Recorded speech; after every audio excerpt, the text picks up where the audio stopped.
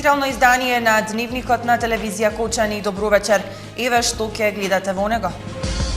Жетвата на оризот во својата последна фаза. Оризопроизводителите задоволни од добиените приноси. Министерот за здравство Никола Тодоров при престојот во Кочани најави нови вработувања во општа болница. Продолжува урбанизацијата на Пониква со продажба на градежни плацеви. На погребот на Јованка Броз во Белград присуствува и членови од Сдруженијето од Кочани. Осоговци ремизираа на вчерашната средба во Македонска Каменица. Со Дневникот се враќаме веднаш по рекламите. Гледајте не.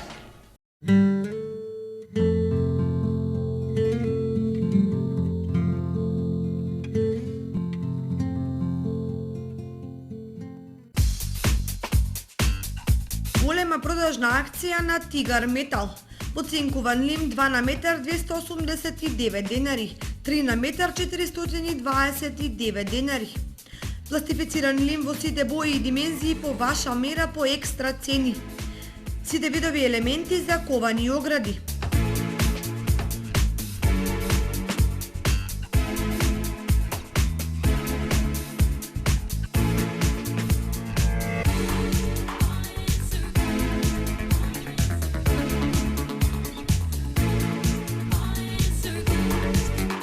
Цевки и профили во сите димензии по екстра ниски цени.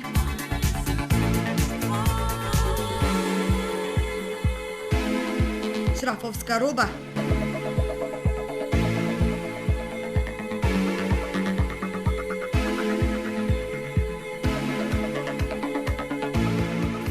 Бои и лакови. Бесплатен превоз до вашиот дом. Тигар Метал Кочани во близина на автобуската станица. Сончеви колектори Термосол Кочани. 20-годишното искуство и стручност на инженер Никола Соколов, вградени во сончеви колектори, ви гарантираат сигурна заштита и благодет во домот. Зошто да плаќате скапа струја? Вградете термосол систем за загревање на водата од сонцето и уживајте преку целата година. Сончевите колектори се најисплатливата инвестиција на секое семејство, а Термосол е единствената фирма која ви дава техничко упатство и гарантен лист. Обезбедува резервни делови за 10 години. Не чекајте, вградете колектор за да ја почувствувате енергијата на сонцето.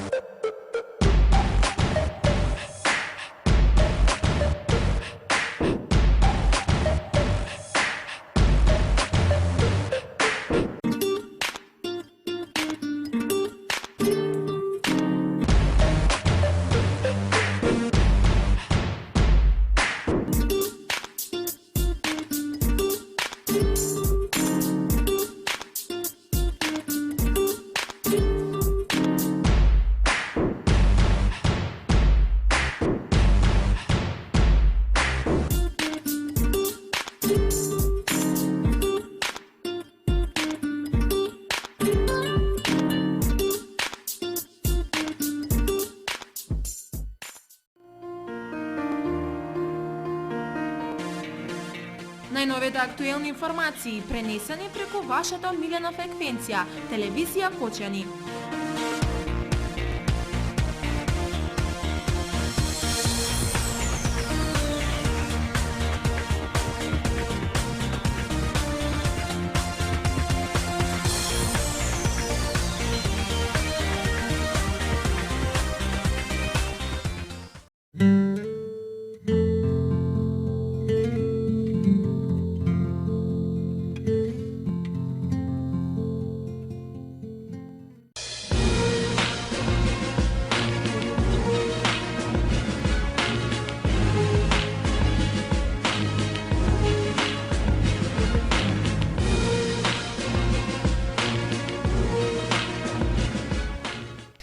Жетвата на оризот во своја последна фаза.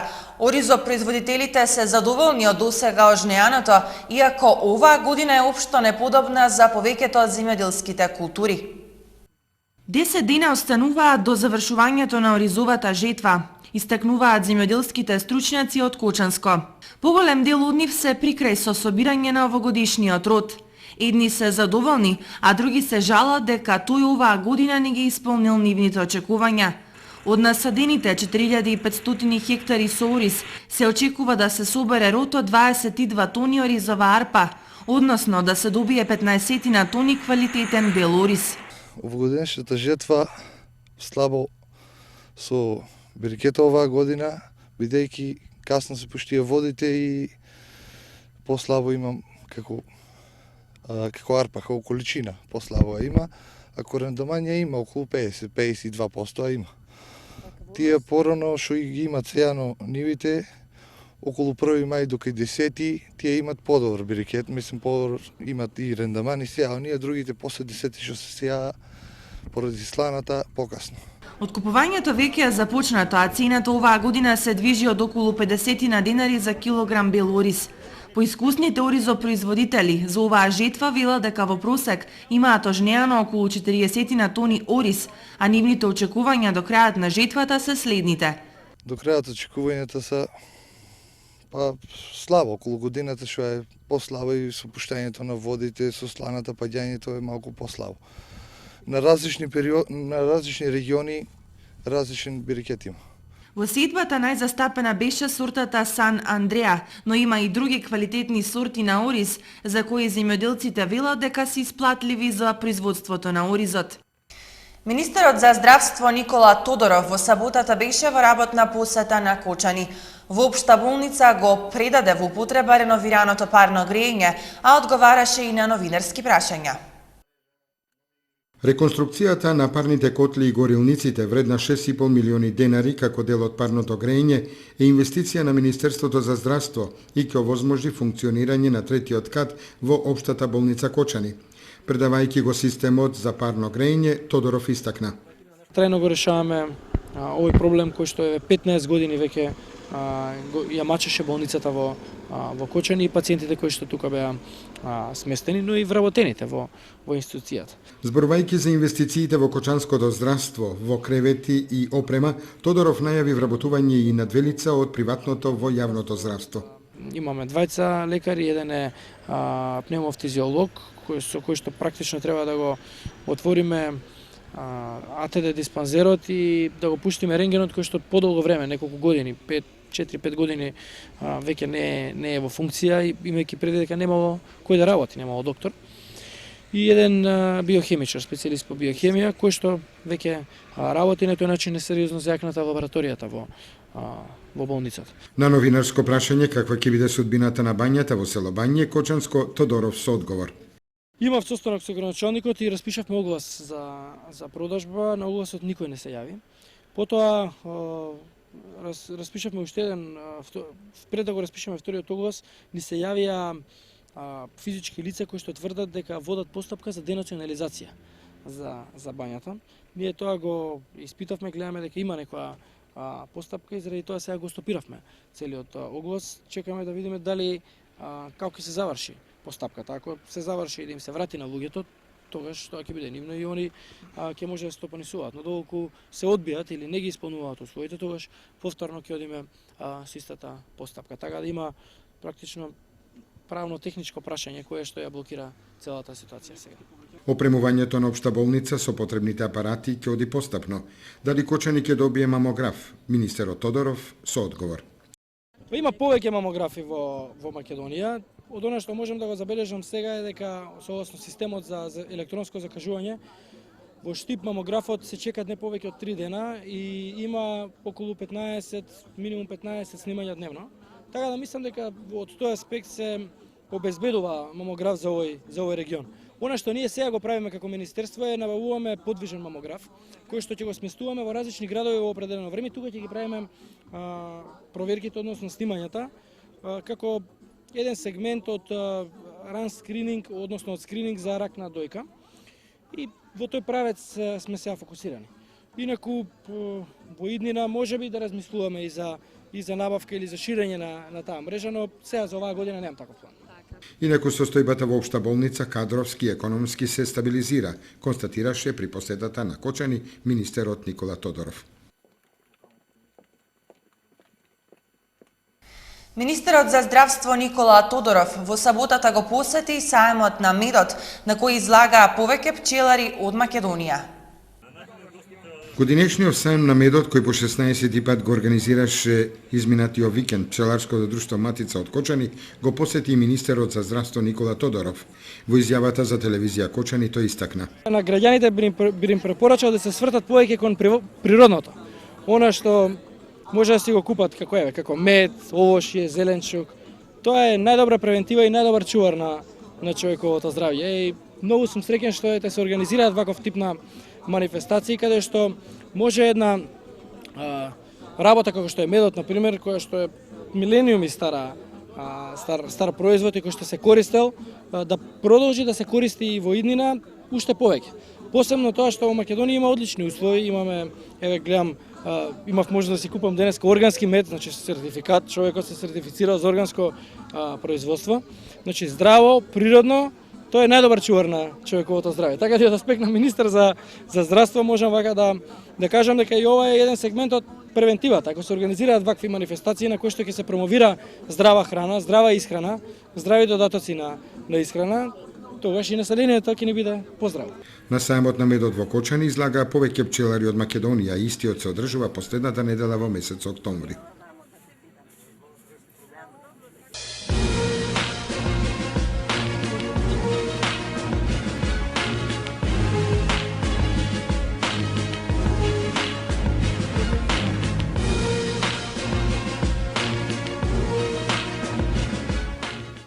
Општина Кочани продолжува со урбанизацијата на Пониква со распишување на плацеви за индивидуална и колективна градба. Населбата на Пониква се зголемува со нови викенд куќи. Општина Кочани е задоволна од интересот за изградба на индивидуални куќи на Пониква, со што веќе оформена и викенд на селбата на овој дел од планината.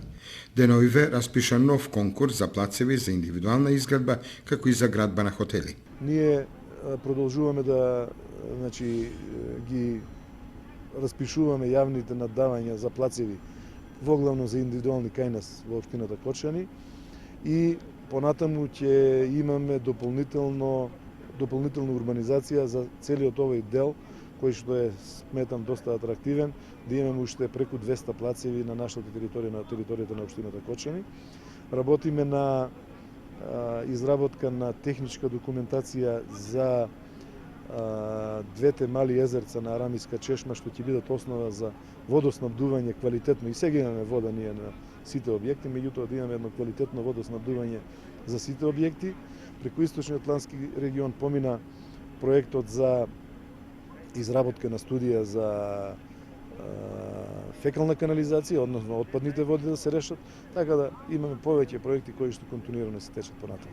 Паралелно со распишувањето на плацеви на Кочанскиот дел од Пониква, плацеви распишува и општина Пробишти со единствена цел интензивирање на индивидуалната градба на Пониква и заживување на спортско-рекреативниот центар. За необезбедениот премин кај пругата во Кочани се уште не се донесе решение. Проблем што секојдневно ги мачи кочанските граѓани. Од многуте необезбедени премини во градот Кочани проблем создава и неадекватниот премин во близина на судот, кој води до селата Грдовци и Зрновци. Неосветлен со застарени рампи кои долго време не се во употреба, представува ризична точка за сите возачи кои минуваат низ него. Голема среќа е што нема зголемена фреквенција на железнички сообраќај, кој би создавал уште поголема штета. Граѓаните се согласни околу тоа дека ваквата слика не говори добро за сообраќајната култура на надлежните, а со тоа и за возачите кои со тие стари навики прават нови, казниви дела. Минувачите кои денеска ги сретнавме таму изразија незадоволство и воедно упатија апел до надлежните за пуштање во употреба на рампите и поставување сообраќајна сигнализација на преминот, кој е еден од најфреквентните во Кочани. Своевремено се планираше тоа да се регулира, да се реши. Меѓутоа, у тоа време СИЗО за сега просторно планирање, нели, не успеа некако да го реши и така остана отворено. Па, мислам секој дека е проблем, секако. Секако и треба да се планира. Сега не знам кој би бил соодветен за тоа, да се реши овај проблем. Да, голем проблем е, мораме многу да внимаваме, среќа што нема возови почесто. Па да се стави некоја сигнализација, да се дотера прелазот. Инаку без сигнализација е многу опасно.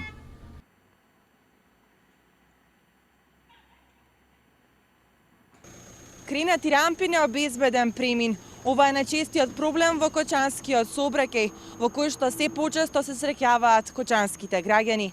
Ти упатуваат апел до надлежните ваквата ситуација да се среди во што е можно побрз временски период.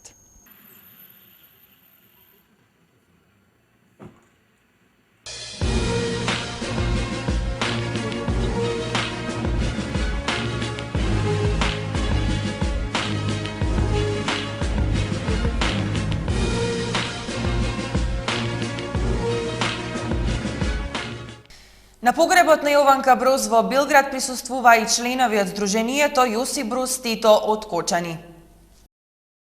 Членови на Сдруженијето Јосип Броз Тито од Кочани присуствуваа на погребот на Јованка Броз во Белград. Велат дека било чест да се присуствува на нејзиниот погреб во куќата на цвеќето.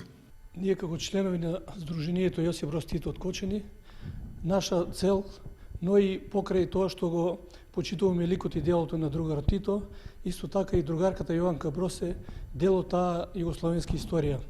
Така да, ние уште кога ја примија во болница, знаевме дека ќе дојде до тој чин и спонтано сами се договаравме, се спремавме како би отишли и ние за Белград. Имаше луѓе од цела Југославија и од странство. Сега не знам дали имаше странски делегации, колку што можевме да видиме, имаше доста луѓе, маса на луѓе. Во една страна беа делегациите, од другата страна новинарите и посетителите, така да имаше преку цел ден толпа луѓе, негде преку 10.000 луѓе, околу 70 автобуси имаше уште членови од Македонија, од политичката партија Титови леви сили од Скопје. Сдруженијето Јосип Броз Тито од Кочани на 29 ноември ќе учествува на средбата во Јајце, Босна и Херцеговина, на 70 годишнината од второто заседание на Аврој.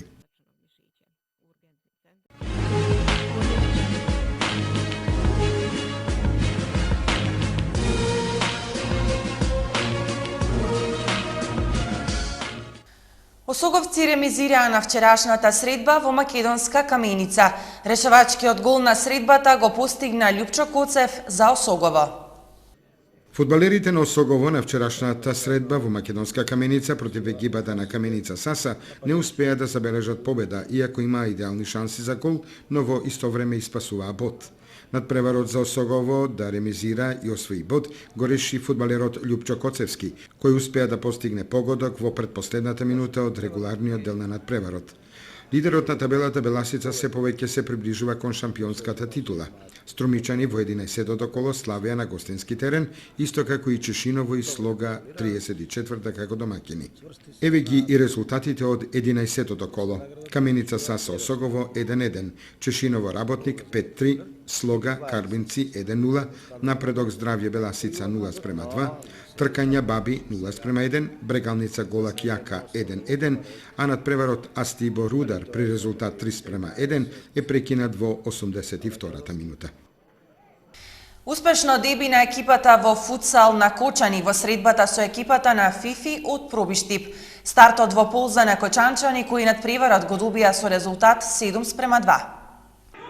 Во првиот официјален надпревар одигран во втората македонска футсал лига, дебитантот Кочани сосема заслужено ја победи мощна добрата екипа на Фифи од Пробиштип со резултат 7:2, полувреме 1:1.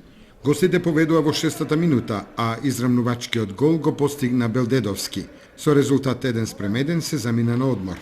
Во второто полувреме домакините, предводени од непредвидливиот Љупчо Коцевски, кој постигна 4 погодока, почнаа да ја полнат мрежата на гостите од Пробиштип, па во последната минута се влезе со високи 7:1. Гостите од Пробиштип постигнаа погодок во последната минута и со резултатот 7:2 заврши средбата во Кочани. Играчите на Кочани покажаа дека имаат капацитет за добри спортски резултати. На 17-тиот турнир во борење Андонов Колев, што се одржа во спортската сала во Кочани, Пехарот му припадна на Иван Јанев од екипата на Спартак, кој е прогласен и за најдобар борач на турнирот. Во организација на боречкиот клуб Спартак од Кочани, како и семејствата Ангелови и Колеви, по 17 пат беше успешно организиран меморијалниот турнир во борење Андонов Колев. На турнирот кој годинава се одржа во салата Никола Карев учествуваа борачи од екипите на Балканец Штип, Бучим Радовиш, 7 мај Прилеп, Неготино и домакинот Спартак, кои се надпреваруваа во категориите пионери и кадети. Драго ми е што овој турнир се одржува баш поред овие две имиња Андонов Колев, кои беа мои драги пријатели, едни од судија, а едни од тренер, кои беа добри како луѓе. Самиот турнир покажа дека стварно имаме квалитетни борачи, иако имаше учествуваа 5 клуба, прикажам врвни борби, борењето во Македонија, значи не назад, борењето на Македонија во подем. Турнирот беше прилично добро организиран, имаше и конкретно добри борби, едноставно младоста се покажа од Македонија тука скоро целосно, така да турнирот за Кочански Спартак беше не така успешно, затоа што 2 медали са малку за Спартак. Меѓутоа спортот е таков, некојаш повеќе, некојаш помалку. Важно тука се у средината, едноставно јас го ценив турнирот како успешен. Со оглед на тоа значи дека немав тренирано, имав повреда и немав тренирано веќе 2-3 недели. Сепак се одлучив да настапам на овој турнир и мислам не сум баш задоволен од успехот, но сепак сега натаму ќе продолжиме да тренираме, зашто поради повреда отсуствував 2 недели од душекот и се надевам дека натаму ќе продолжиме со успех, ќе продолжиме со успесите и очекувам многу натаму добри резултати. Се надевам дека од година во година овој турнир се разбери броењето во Кочани ќе го достигне врвот на како што е било порано во претходните години. Сум многу задоволен од Гливо Ранев, кој за жал го освои второто место, али се надевам во текот на време ќе биде уште подобар со тренинзи. По интересните и неизвестни борби, првото место го освоија во категоријата 42 кг Леонардо Насев, 7 мај, 47 кг Тодор Темелковски од 7 мај, 53 кг Горан Михајлов од Балканец, 59 кг Серхан Шакири Балканец, 58 кг Ѓорче Батевски Бучим, 63 кг Никола Петров Бучим, 69 кг Ѓорги Јосифовски Бучим, 76 кг Фиданчо Јованов Бучим и 85 кг Михаил Николов од Балканец. Пехарот за најдобар млад борач го доби Јане Буровски од Неготино. За најдобар техничар пехарот одиде во рацете на Ѓорче Батевски од Бучим, а пехарот Андонов Колев му припадна на Иван Јанев од екипата на Спартак, кој беше прогласен за најдобар борач на турнирот.